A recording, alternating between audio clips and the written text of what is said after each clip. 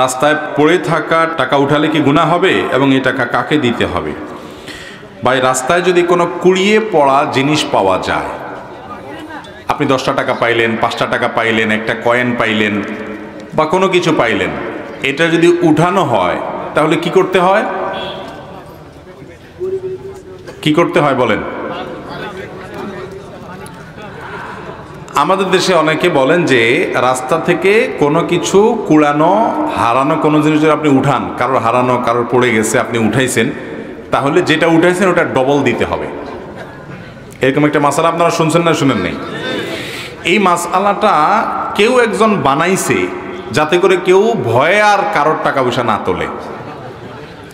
নেক উদ্দেশ্যে কিছু জাল হাদিস তৈরি হয়েছে, তার মধ্যে এটা একটা, বুঝতে পারছেন?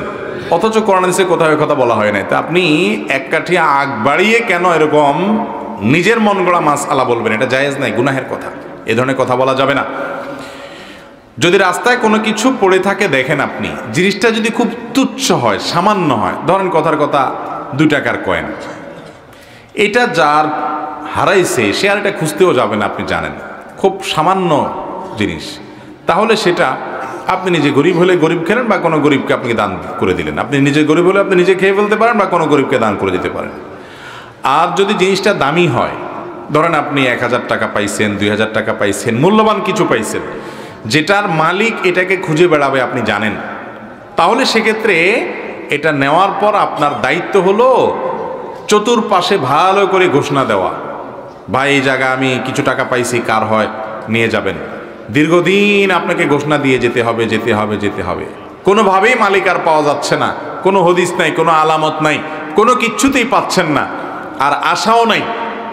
এতদিন হয়ে গেছে, অনেক দিন হয়ে গেছে, বহুত খোঁজাখুঁজি করছেন, তারপরেও পান নাই। তাহলে এবার কি করবেন?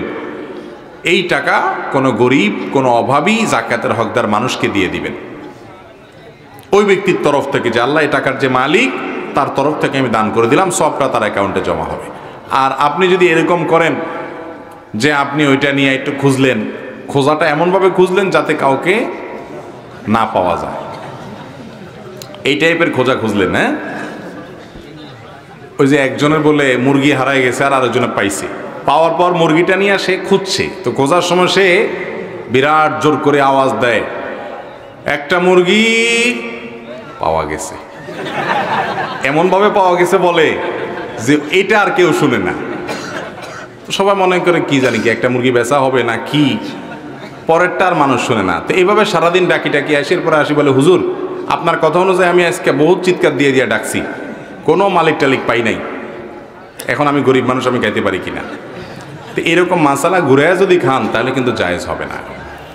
আপনি যদি কোনো কিছু তুলেন, কুড়ানো জিনিস, তাহলে আপনার দায়িত্ব হবে সেটা কি করা, ঘোষণা দিয়ে। ফর এক্সাম্পল, আপনি একটা বাজারে পেয়েছেন, তাহলে বাজারে ওই দোকানের আশেপাশের দোকানগুলোতে আপনি কাগজ টাঙ্গায় দিলেন, নোটিশ লিখে দিলেন, দোকানদারদের মাধ্যমে ঘোষণা দিলেন, বিভিন্নভাবে ঘোষণা দিলেন। আবার ওই মসজিদে যায় ঘোষণা দিতে যায় না, ওইটা আবার না জায়েজ।